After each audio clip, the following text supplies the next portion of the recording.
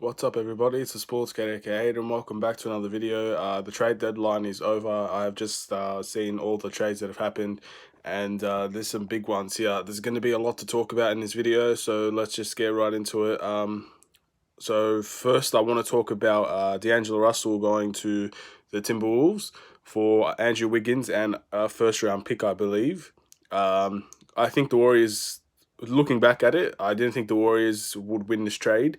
But thinking about it, I definitely think that the Warriors did win this trade for two reasons. One, I don't think they need D'Angelo Russell to succeed. They obviously have Stephen Curry and Klay Thompson, so they just needed another player to kind of keep the pressure off of them.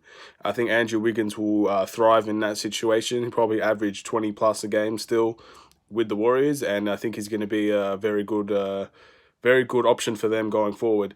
He might be very inconsistent, but at the end of the day, with the Warriors, I think with a better team, he will become a little bit more consistent, become that player that a lot of people wanted him to be.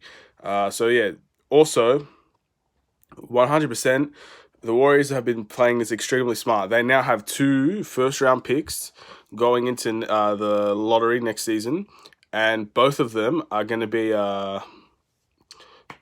probably in the top 15. So you can't be angry at that. They're going to get really solid players to come and help that backcourt. That's probably the best in the league. So that's going to be extremely fun to see. Let's see who they draft, because there's a lot of players that they could go for, especially off the bench for them. Also starting, they still have Draymond Green as well. They've got a very good team coming back when everybody's healthy, and they're going to have good draft picks now. So the Warriors, I think, 100% won this trade. But that's not to say that the Timberwolves didn't win in their own right, because D'Angelo Russell is obviously going to be a better option for them than Andrew Wiggins. They're going to have a world-class point guard, a max contract type player that can give Karl-Anthony Towns some help when it comes to carrying the offensive load a bit more. Defensively, I don't think D'Angelo Russell is that special, and neither is Karl-Anthony Towns. But they're going to help each other a lot offensively, a lot more than probably what Andrew Wiggins was doing. They have now a point guard that can create his own shot and can create for others. A very high productivity player. His plus minus isn't the greatest, but he always makes an impact in my eyes, especially when he's happy and he has something to prove. I think on the Warriors we didn't see much of him because his team wasn't doing very good and he didn't play a lot, but he was still a very good player, and I'm sure he would have loved to stay with the Warriors, but I think this was been linked for years, so the Timberwolves was definitely the option for them. We'll go to the Andre Drummond trade as well. Andre Drummond got traded to the Cleveland Cavaliers for John Henson, Brandon Knight, and a 2021 second round pick or first round pick. I'm not really sure.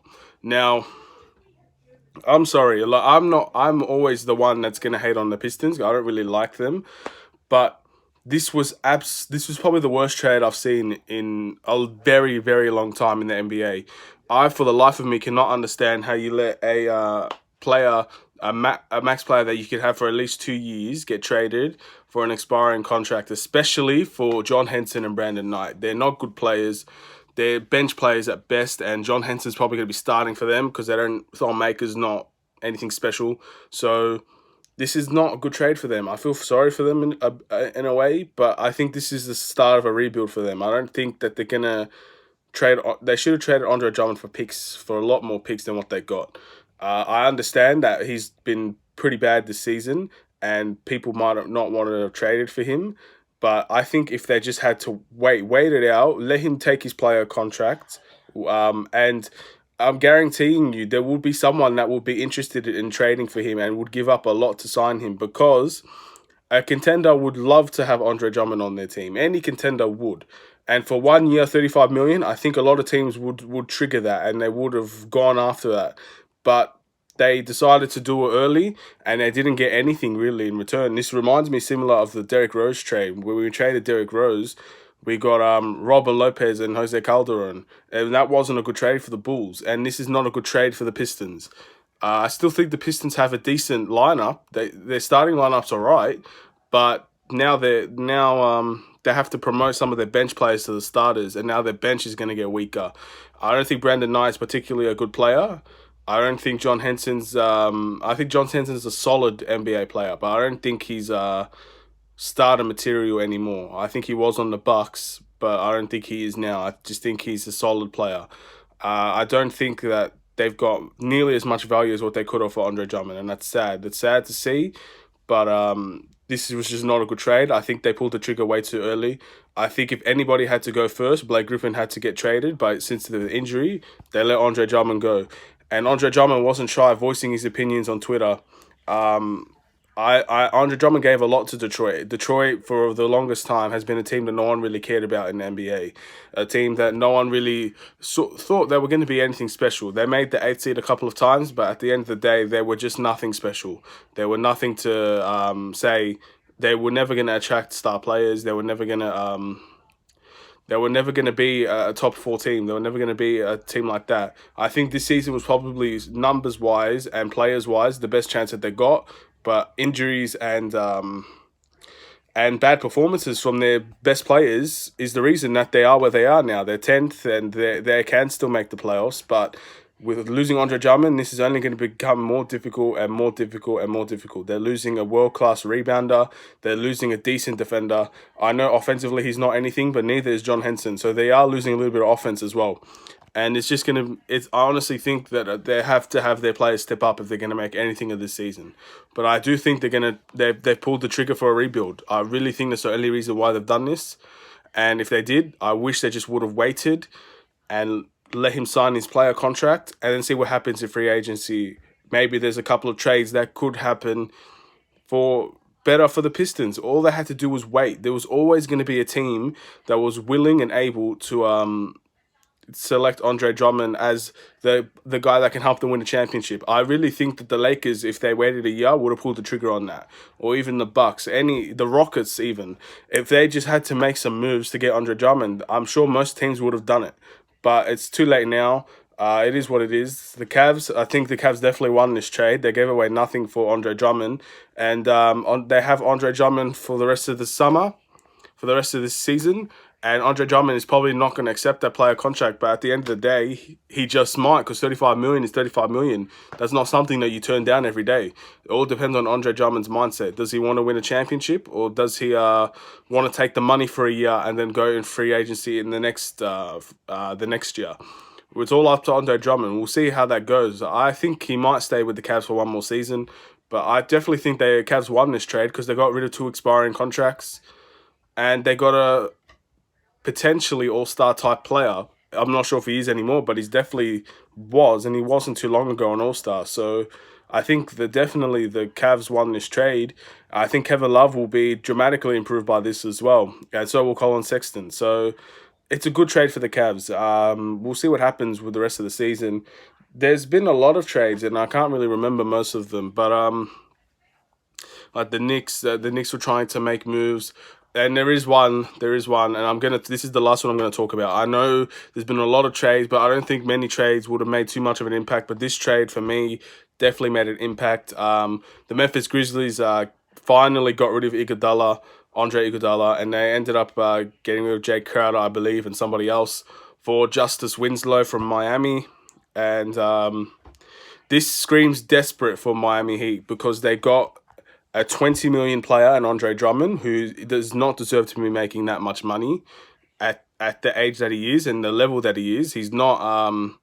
I don't think he's the player that he used to be, and it's clear that he isn't because he didn't get much game time last time in the Warriors. I just think Miami Heat pulled the trigger because they're gonna have now much better bench players. They're gonna have Jay Crowder off the bench, and they're gonna have Andre Iguodala. And overall, these players are better than Justice Winslow at the moment. But they got rid of potential future of the Miami Heat there. I mean, the guy could play small forward. He could play point guard. He's very versatile. Yes, he's not a better player than those 2 players. I think Jay Crowder is slightly better than Justice Winslow. I think Andre Iguodala probably is too. But I think this was not a good trade for the Miami Heat. But I can see why they did it. They're obviously thinking that they can win a championship now, so they want veteran leadership in that team to help a very young core reach the best that they could possibly be. And I can understand that. I just don't think Andre Iguodala was the best option. $20 million Iguodala at this stage of his career probably wasn't the best, but it is a 1-year contract, so I guess they decided to pull the trigger and let's see what happens. It's the same situation as Andre Drummond, I guess. and we'll see if they're better for it. I think Miami Heat will be pretty much the same team. I don't think they've gained too much, and I don't think they've lost a lot either compared to what they got. But I just think Justice Winslow is so young, and he's ready to prosper. But I guess it just wasn't what they were looking for at the moment. They want win now players. So yeah, that's fine. And the Memphis Grizzlies, obviously, there's a lot of toxicity in their club, in their team from Andre Iguodala, saying that he doesn't believe that the team is good, and that and all of this stuff. But I blame Iguodala on this situation entirely, because if you didn't think the Grizzlies were good, or you didn't want to play for the Grizzlies, I don't think you should have went there. You could have went to the Lakers. You could have went to any other team, but you decided to go to the Grizzlies. So that's your fault in general. And then you regret your decision. I think the Grizzlies are a good team, and I think Iggy's wrong in this situation. Memphis is a good team. They're a young, upcoming team that are performing now. They are very good now. They're not, of course, they're not like elite, like the Nuggets and the Rockets and the Lakers, but they are a very good young team, and I do think they'll be something in the future. So I think Iggy is wrong in this situation, but at the end of the day, the Memphis Grizzlies players rejected him, so he had to move. What is he going to do? Stay in a toxic environment for this year? Could potentially be one of his last seasons, and he's going to end it at toxicity? No, he has to play. So yeah.